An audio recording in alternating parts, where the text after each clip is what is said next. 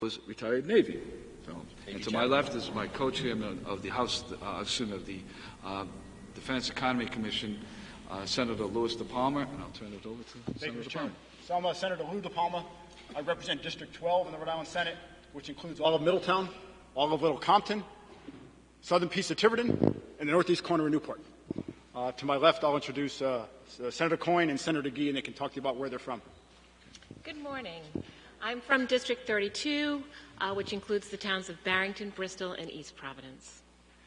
My name is Mark G., which presents an interesting dilemma. When you make JG in the Navy, you become Lieutenant JGG. No, I don't have a stuttering problem. I cover the towns of East Greenwich, North Kingstown, South Kingstown, and Narragansett. Welcome. And my name is Marvin Abney. I do represent Newport and a part of Middletown. The Navy base is in the area that I represent. Welcome to our chambers. This reminds me of my days at Shape, Belgium. I retired from the Army, but 5 years of my life was spent in Europe with NATO, and seeing so many of you from different places is good to my heart, so welcome. And I'm State Representative Bob Lancia. I'm from Cranston, the sweet spot of the state. I am a former Navy chaplain, disabled vet. I volunteered to go on active duty at 39 and a half years old. Had a great career until I shattered my right shoulder on the way to Iraq with the Marines. I also was the first exchange chaplain with the Canadian military. Spent 2 years at Stadacona, Halifax. And while in the military, I got a second master's and my doctorate, which was in PTSD and spirituality. Welcome. Thank you all. Well, first of all, again, we want to welcome you. We want to let you know that, first of all, we consider Naval Station Newport, the Naval War College, to be a great gem for our state of Rhode Island. And obviously you people know that very well, the great work that is done down there and what you've been experiencing. I hope it's been good.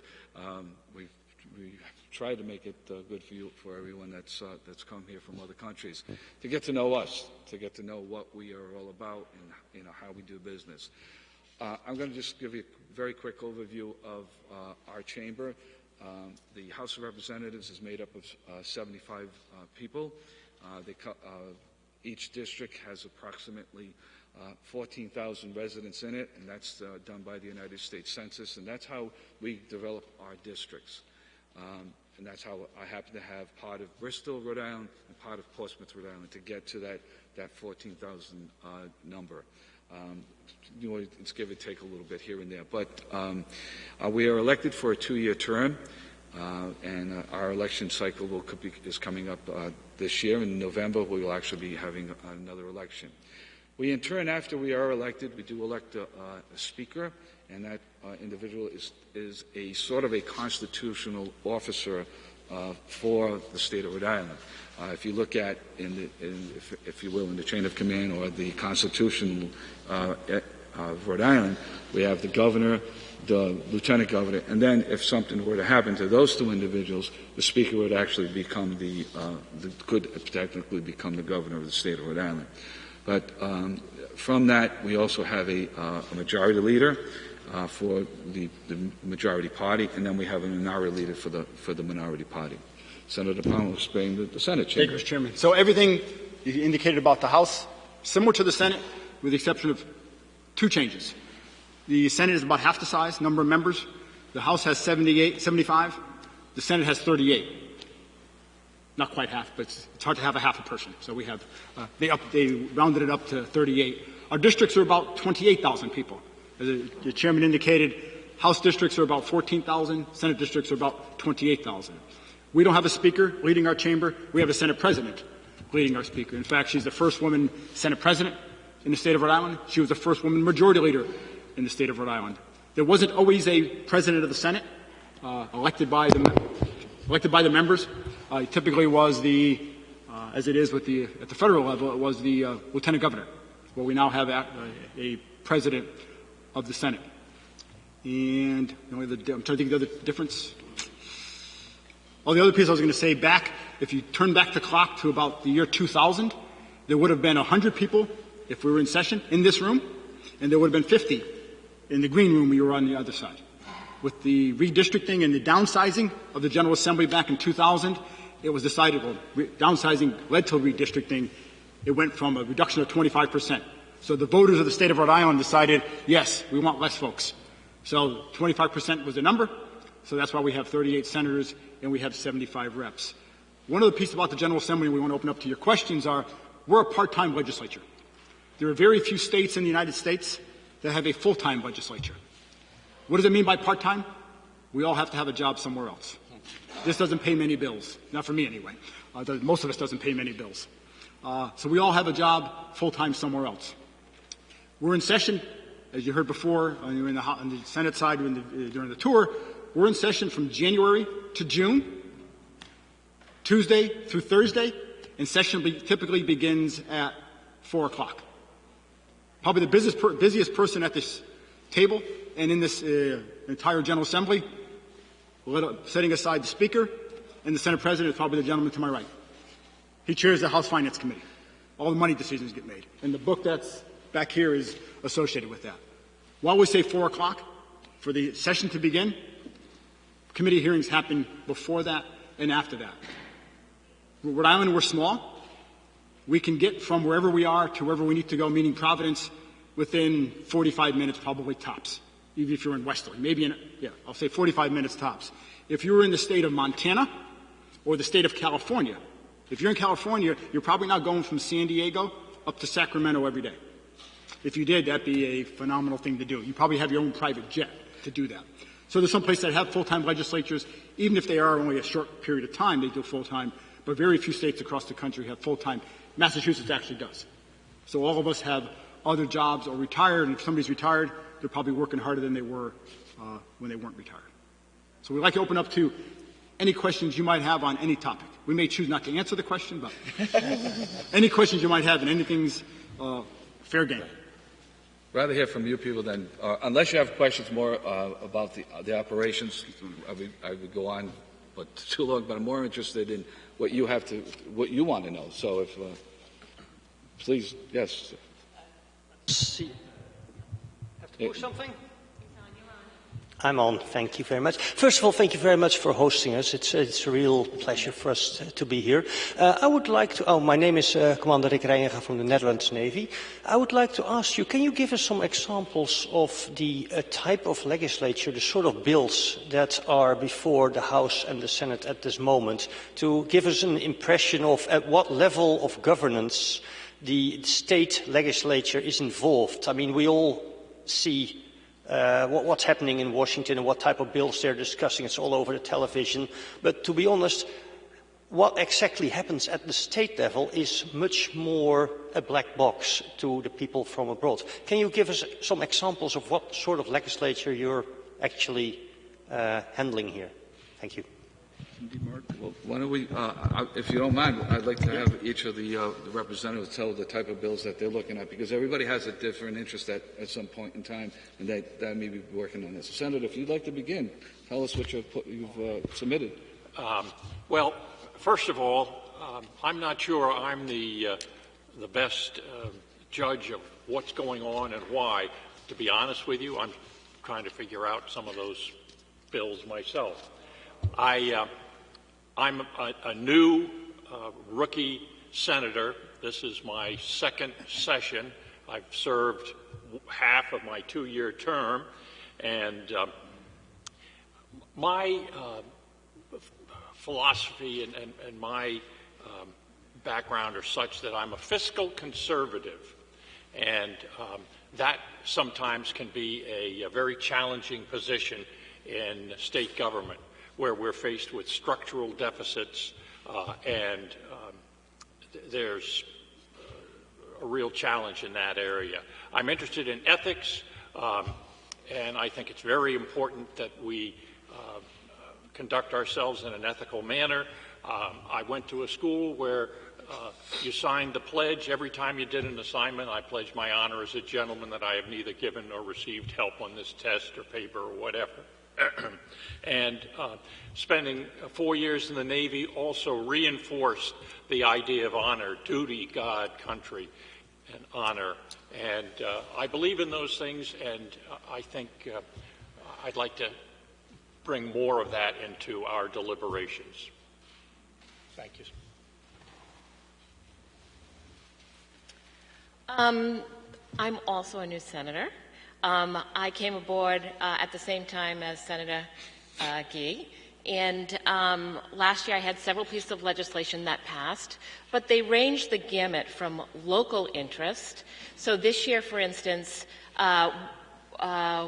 I have the town that would like to rename a bridge in my town, and that takes the act of the General Assembly to be able to do that. So, so that's one of my bills that I have going from the local level. On the state level, last year I put in a piece of legislation that dealt with domestic violence and the surrender of firearms, so that we could be equal with what the federal government currently does. You need to surrender a firearm if you're convicted of a felony domestic violence charge.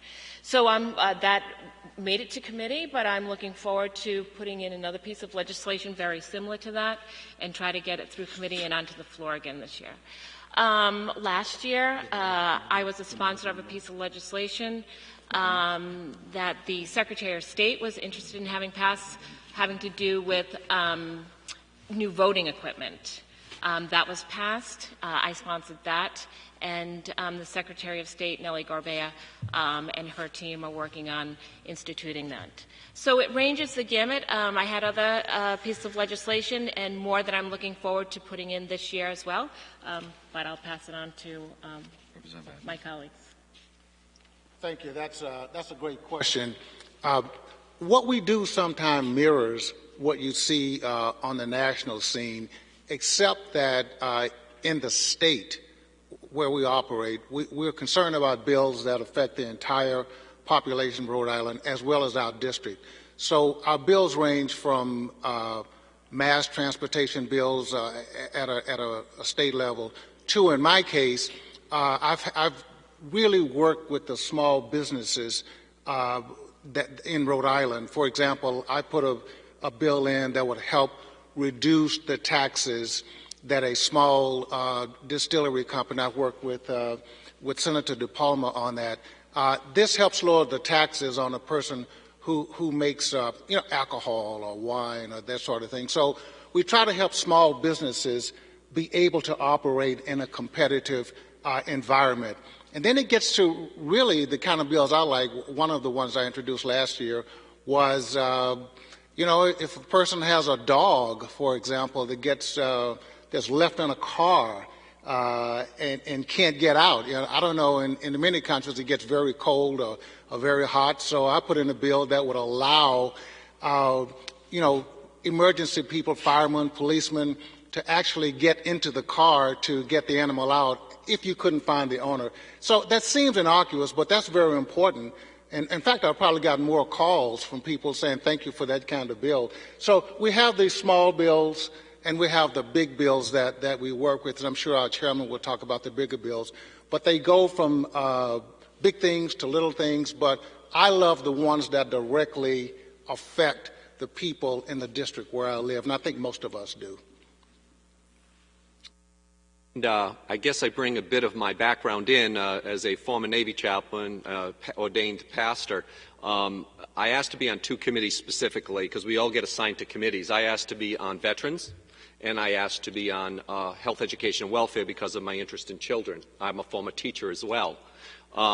One initiative that I'm working on, and the champion for Veterans Affairs is sitting right in the middle here, Representative Gallison. I mean, he is the champion for Veterans Affairs. And I'm having actually a press conference on Tuesday where we are going to call 2016 Year of the Veteran, trying to pass some legislation that will help returning veterans, things that have been worked on in the other chamber. And I just kind of following along on some of that. So that's going to be kind of exciting. And also, because of my background, when I went to Canada, the first Thursday of February in this country, they do what's called the National Prayer Breakfast. And it's held in Washington, and they held similar events around the country. So I went to the Speaker of the House, and I asked him if I could have the first National Prayer Breakfast here in the State House. That would be kind of cool. Initially, they said yes, but then realized, of course, separation of church and state. So we're having it outside the building, actually a church down the street from here. But, somebody said to me recently, I think we need to pray more than ever for our elected officials. So I'm going to try to help that a little bit. So there's a couple things I'm working on. And thank you so much. Lancia, thank you for your comments. I appreciate that. Yes, Veterans Affairs are very important to me. One of the co-sponsors of the legislation that put together the bond referendum that went out to the people of the state of Rhode Island to build a new veterans home for our returning veterans.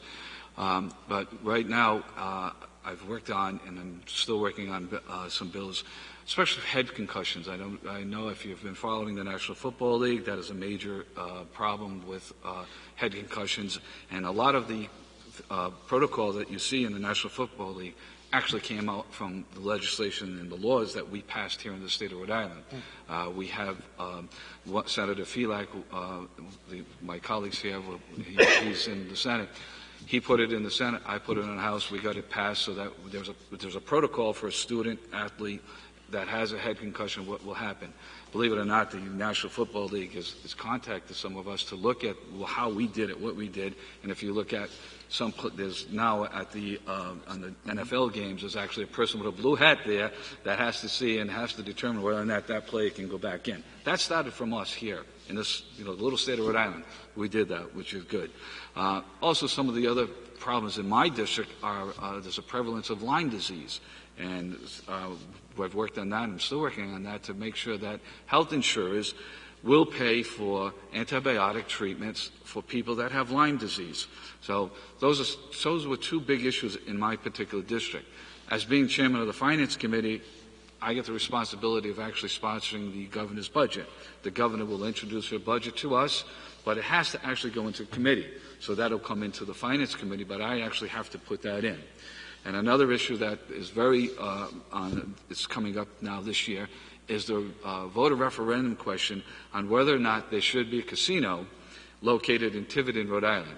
That bill was just recently introduced. We'll be having hearings on that bill, and that hopefully will pass both the House and the Senate, and it will go on to the voters in November to determine whether or not that there will be a casino in Tiverton. Now, again, that has to be approved on a statewide basis by all the voters in the state, and also by the local community of Tiverton. So those are some of the major issues that we have coming up right now. I know that it's early in the session, but there's a lot of other things that are going on. For example, another bill that I worked on last year and I'm going to be working on again this year is drones. We have a problem with drones. If you've seen that we've waited a long time for the federal government, the FAA, to come up with some regulations. They did. I don't think their regulations are strong enough. I think we need to do more, especially when you're going to fly a drone over a public building, a building like this. I mean, we've seen what Amazon can do right now with delivering packages. God forbid somebody wanted to do something like that. With a drone, come across this building and go across a stadium full of people, things like that. So those are the things that, right now, to me, some of that important. Not that they're the end all, it's just that these are the issues that we're facing. Thank you. One other piece I'll talk to, and we all focus on the local, some statewide issues. So the chairman and I co-chair a commission, it's a joint commission, House and Senate, on the Defense Economy Planning Commission. The Navy, Naval Station Newport, the Naval Undersea Warfare Center, as the chairman indicated, is a gem for the state of Rhode Island. It's a gem for the nation. It's a gem for the world with regards to what's there with the War College, Naval Station Newport, Naval Undersea Warfare Center. So what we're trying to do in looking at the defense economy is a critical piece of the economy for the state of Rhode Island.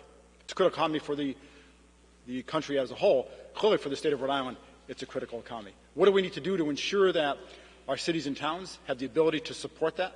What might the Navy need to do that? And other states have looked at that, so we're trying to parallel some of that. The only other area I'll talk to until we get up to some other questions is in the area of cybersecurity. We've done, as part of the commission, we've had several hearings in that area. We've actually, last year, updated Rhode Island's 10-year-old cyber data breach law. We're all aware of our information being stolen, taken, probably something being taken right now. And how quick can we find out about that? So we're trying to codify that based on some of the new technology that's out there. So it's an area that needs to continue to be addressed.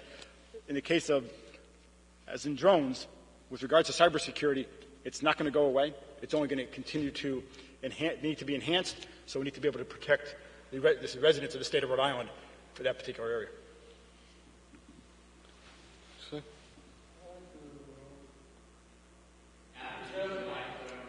It doesn't work. Maybe you can use the gentleman behind you, his mic. You can borrow his mic. Yeah. I'll just do that. I just wanted to ask the difference between federal law and state law. For example, the drone law bill or even the casino bill, to me, it seems like these are bills that should interest the whole country and they are relevant to every citizen. So where does the line go between the federal laws and the state laws? So we have a constitution in the state of Rhode Island. We have a U.S. Constitution.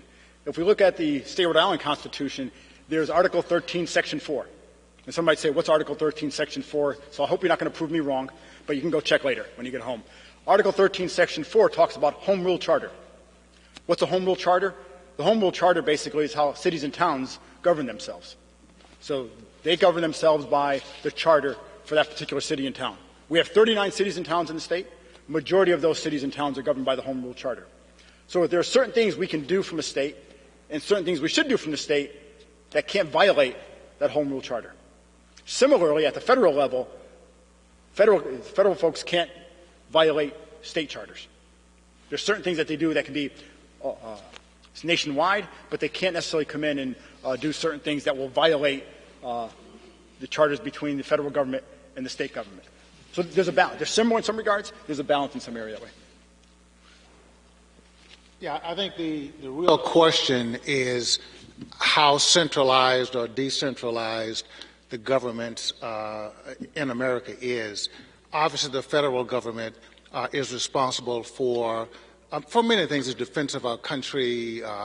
So they make laws that help with that. But at the state level, we also have a responsibility, as Senator DiPalma was saying, to our cities and town.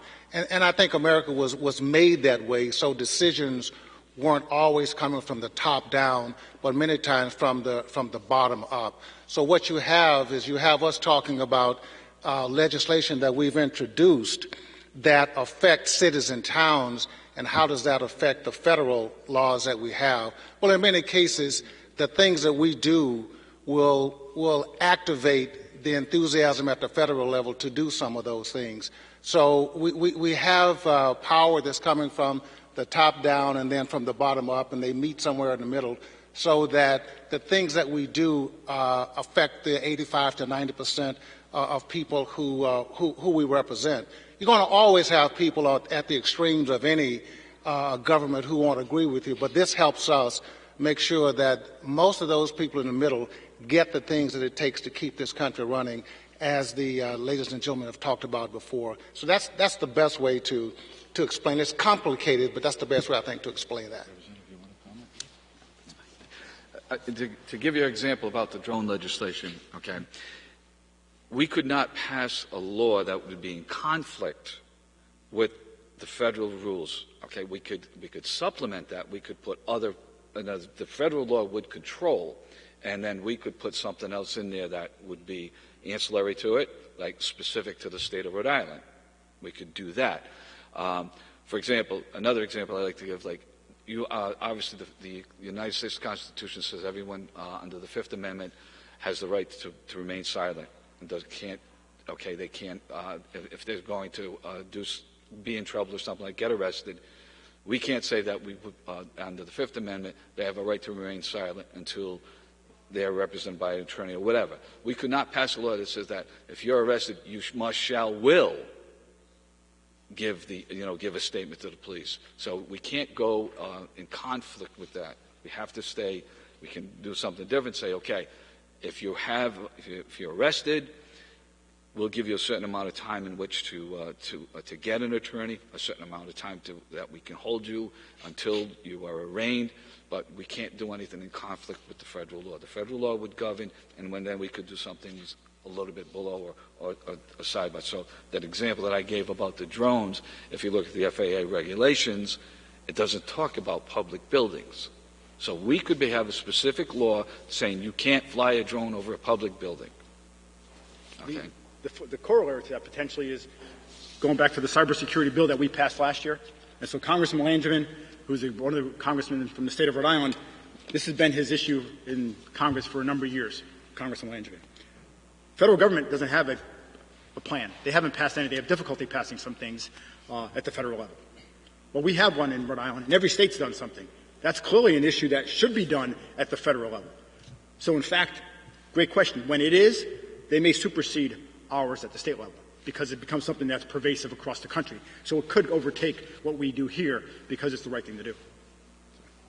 And I think the only other comment I would say is that, as Senator DiPalma was saying, a lot of times the federal government will use the information and the experience of the state and local governments to help them formulate a plan so that whatever is in it, you still have to cover 50 states and over 300 million people. So our federal representatives who do what we do get a lot of information from us, and that's very important. And I think the other thing I would add is there is definitely always a tension between the state and the federal government, states' rights versus, federal. And so there's always a tension there.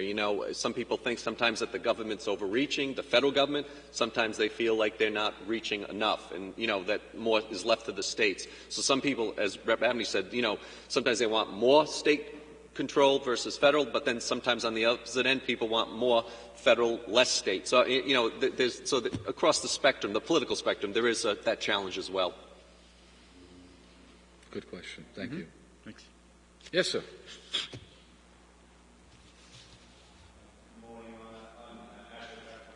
Thanks for your time this morning, ladies and gentlemen. Ashley from Australia, thanks. I'm curious with the demographic in Rhode Island and not just America. You don't have a monopoly on the partisanship that is becoming combative that we certainly see in the national level and we certainly do back home.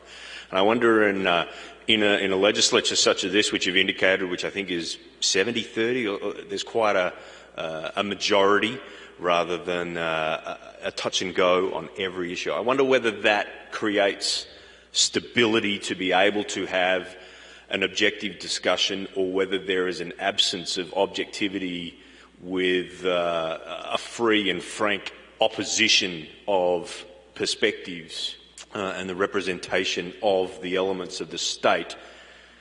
And if I can sort of supplement that with how that then transitions to the national level where the Rhode Island representatives carry that forth. It's clearly a democratic state in the region. I just wonder if that makes it easier or more difficult to govern and represent the people. That's a great question, and it's one that I get quite a bit when you're on a campaign trail or you're discussing. Although we have different parties, it doesn't mean that within each of the parties there's 100% agreement on what should be done. For example, it is true that in Rhode Island, certainly in the House of Representatives, there are more Democrats than Republicans, but that doesn't mean that all of the Democrats agree on everything. So a lot of the discussions that we do happen in our committees, and there's a wide range of ideas and issues that people try to solve. You just don't see it on television, and you just don't see it in the papers, because after we have these discussions, as I said before, we end up with a decision or a conclusion that benefits the whole. And I do think that in a democracy which is always fluid, you're going to have the ebbs and flows of different parties, different people. But the terrible assumption a lot of people make is because there's a complete monopoly in one party that it causes this discourse. I think what causes the discourse that you see, even at the state level or local level, is that there are over 300 million people in America, and we don't all have the same ideas on everything. So you're going to get this partisan divide. Does it slow government? Sometimes it does. But again, I speak from a broader perspective. Democracy is a slow-changing process because it tries to take into consideration the thoughts of everybody else, as opposed to some kind of government where one or two people can make a decision and change quickly. Now, I don't make a judgment about the decisions that people make, but it's just a slow process. And so you do get this discourse that you see, but at the end of the day, we all have a beer or lunch together and still work for everyone. I guess.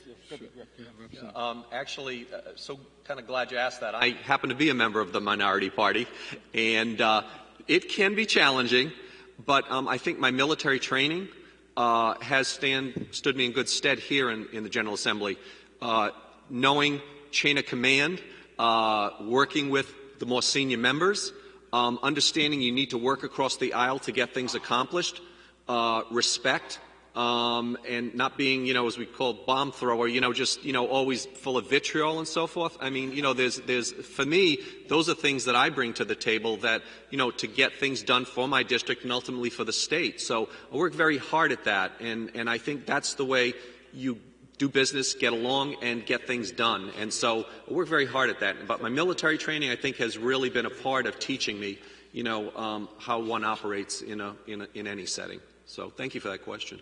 The only thing I'll add, I'll speak from a Senate perspective. So the Senate's about 75% or greater Democrat versus Republican. We do have an independent. As the chairman and others have indicated, while there might be a D on their name or might be an R at their name, after their name, we run the gamut. So if I can bring in 5 senators and we'll talk about a particular topic. One will be far left, one will be right of center, one will be in the middle. So we span the gamut. So when someone just says, D, you all think alike, well, just not the case. The other piece, as the chairman indicated earlier, about the budget. So at the state level, we have to pass a balanced budget every year. We can't say, we'll extend it for a little bit. We could. Some states do that to some, but we can't. We don't print money. We don't have our own printing press downstairs. We might like to sometimes, but we don't. But we have to pass a balanced budget. We have to pass a budget. So every year, before we leave in June, typically June, except for one year a few years ago was July, we have to pass a budget. At the federal level, sometimes, well, no, we're just going to do something later on.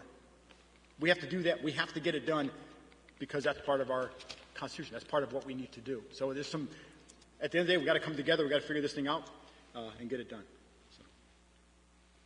If I can just add one quick point, and that is coming from a 4-year stint in the Navy, I think your perspective is maybe a little bit different than it is in a legislature. We all know we serve our country, we follow the chain of command, we honor the traditions of our service, and I think when we're together on a mission, and we all have a mission, there's probably a little less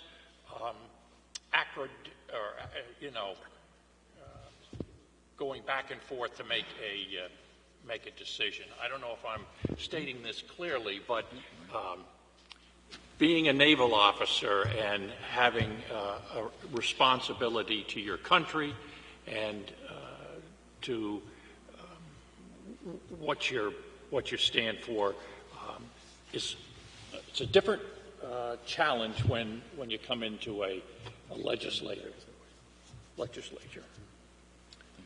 Sir.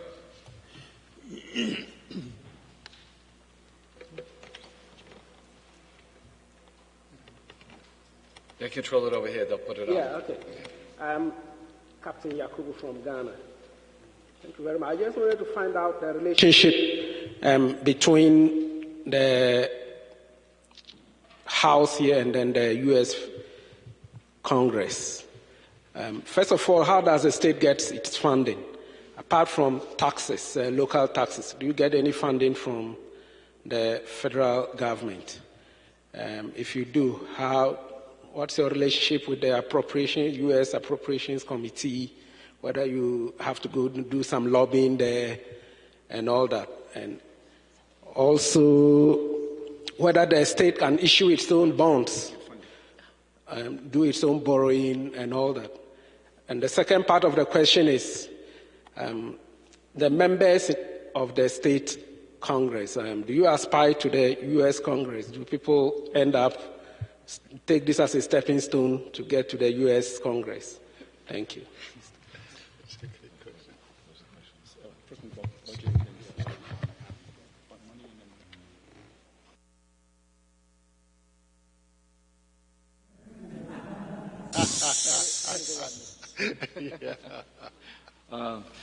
So how funding, obviously, first of all, we have an $8.7 billion budget, okay? The majority of that budget is dollars that come to us from the federal government, okay? And then we have $3.5 billion of what we call general revenue. And that is revenue that is generated locally in the state of Rhode Island. For example, we have an income tax, we have the sales tax, we have corporate income taxes, we have a lottery, things like that contribute to what we actually can spend. So out of the $8.7 billion, I guess we would call it the revenue that we get to have discretion over what programs we're going to fund is that $3.5 million. So those dollars, that becomes a challenge. How are we going to spend it? Last year we spent close to $1 billion on education alone. And then, so if you look at that, that's right off the $3.5 billion. But then we have to fund other things. We have to fund our departments and our agencies. We have to fund, for example, Department of Corrections. We have to fund other departments, Department of Human Services, things like that. So those dollars, there's always a competition, if you will, for how we're going to fund different programs and how we're going to get the money. In terms of going out to, I think one of your questions was about bonding. Was that okay? Bonding. There are a couple of things that we do. We can put things before the people on the ballot. We could actually go out and ask the people to, if they would, they want to fund, for example, the Rhode Island Veterans Home.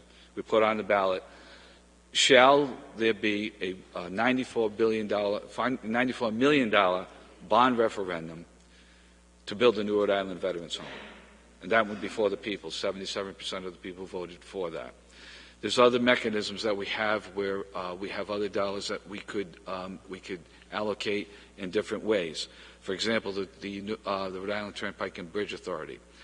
If they want to go out and they want to bond or get money because they need money to operate, they come to us and ask for our approval to go out and bond. So that's because they're not, although they're part of the state, they are governed by their own board of directors, which are people from the state of Rhode Island. There are also what we call revenue bonds, which we would approve those revenue bonds again, and it would be approved by the House and the Senate, and it could go for different programs. Example, we have people that we have a historic tax credit program where someone wants to come in and develop a building that's in disrepair, an old building. They could come, we would put revenue bonds out so that it'll be a certain amount of money, and then people can draw from those tax credits to refurbish a building. Okay, so I hope, has that answered your question? Or? There's appropriations committee. Do we have an appropriations committee? Yes. We have a finance committee in the House, and we have a finance committee in the Senate. I'm the chairman of the Finance Committee in the House. The budget comes from the governor to us into the House of Representatives. We will look at the budget. We will confer with the Senate, and we will meet with them, discuss with them what are some of the programs that they're interested in, how we're going to attack some of the problems that we have in some of the areas so that we can properly fund each department, each agency, and specific programs. Do you have any lobbying mechanism at the federal level to get those funds, to get more because of the needs of the state? I think the short answer is yes. So if you've been in Rhode Island for a little while now, we're very small. It's not an oddity that you can see the governor, the speaker, the Senate president, our 2 U.S. senators, and our 2 U.S. congressmen in the same place at the same time more than once in a month. Some states that's very difficult to do, right? Think about Texas, California, Alaska, there's some big Montana, some places where you have to travel great distances, and for somebody to get there, we say it in Rhode Island that if you have to, so we're all familiar with the Newport Bridge. Well, some of us live on the island. If we live on the island, we get with the joke of, if I'm going over a bridge, I got to bring my lunch with me, because that's a long way to go. Well, if we think about that in the context of Rhode Island, in a much larger area, it's much different. But we all have contact with our federal delegation on a very regular basis. They have contact with us. And I think your second question with regards to aspirations of who gets there next. If you look at, so Congressman Cicilline's in the Congress. He's the junior member. He's been there, is his fourth term now? I think he's in his fourth term, or third term now, fourth, whatever. Congressman Langevin is in his eighth or ninth term. They both came out of the House. They were members of the House of Representatives here prior to that. Senator Whitehouse was in the AG's office at one point. Was he AG as well? Yes. He was the Attorney General for the state of Rhode Island. And I believe Senator Reed was in the House as well. So it's not required by any means for somebody to have been at the local level, to the state level, the federal level. It just happens that that's where some of those folks come. And we like our reps and senators. Some of us do. Most of us do, maybe. And they serve us well. We try awful hard to get to our delegation because we do need some federal help. We do need the federal dollars, especially in terms of highway construction. This past Congress recently did pass a roadworks bill, if you will, which gave us some federal dollars that we can use to help our roads and bridges and help with our Department of Transportation, and then another $20 million on top of that. Previous to that, we're under that sequestration, and there was some of that money was not coming forward, and that put us behind a lot. And believe me, we were constantly contacting our federal delegation to try to get Congress to move because, we do rely a lot on the federal dollars, an awful lot on the federal dollars. I think we have probably time for one more question. I think we have time for one more question, or okay.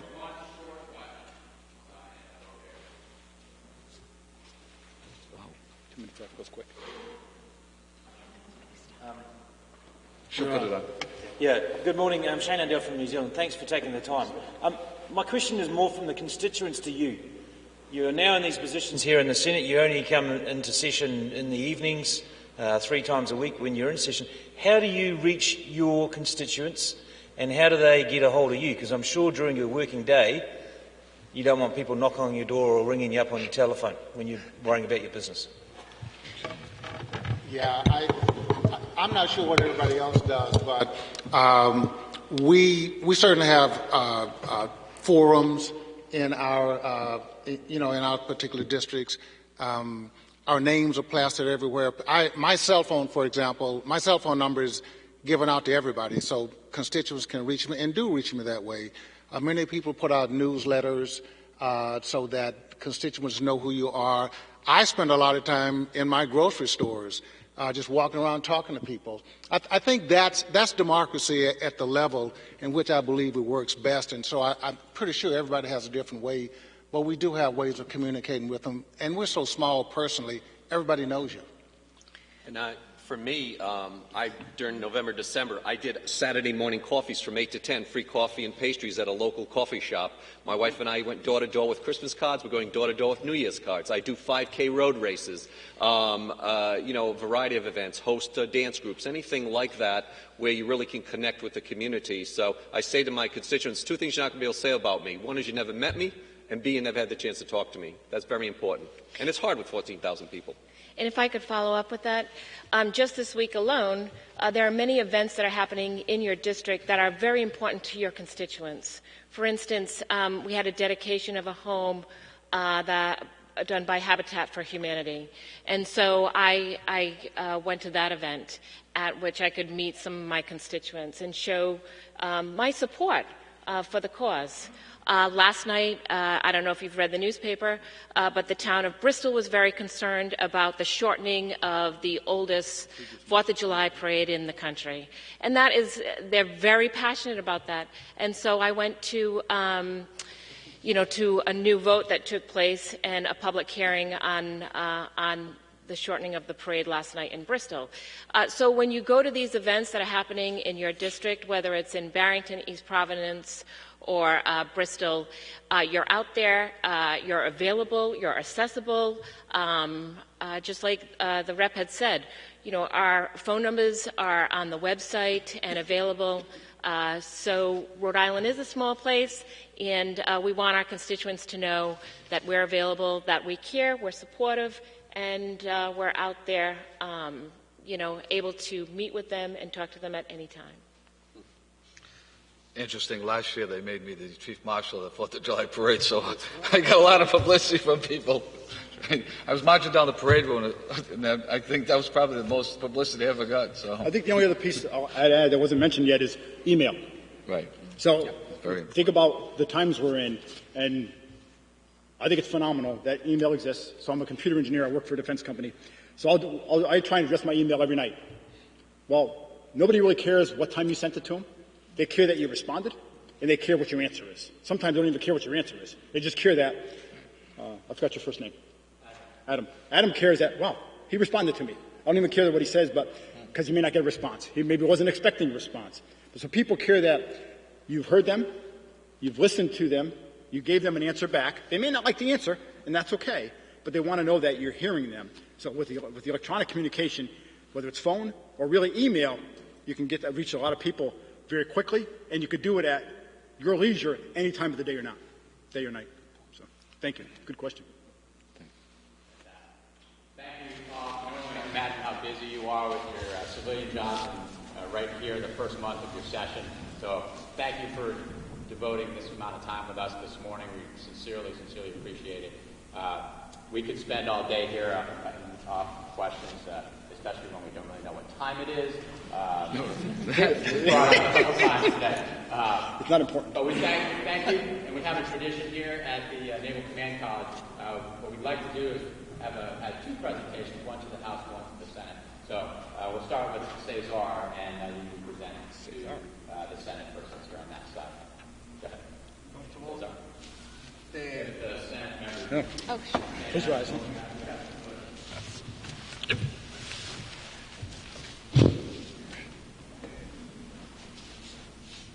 The democratic exercise is always interesting for the people.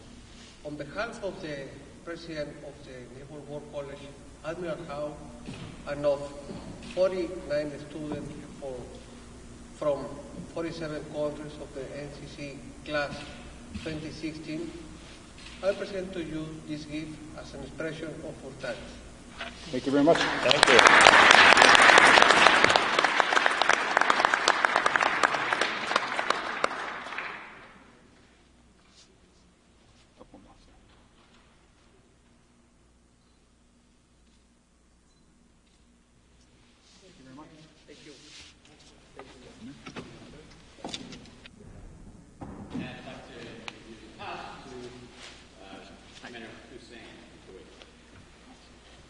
Thank you very much for your presentation. And just on behalf of the Naval War College, Admiral Howe and 49 students from 47 countries from all around the world, we thank you very much for your presentation, and we appreciate that. And we just like to hand this small present as our appreciation.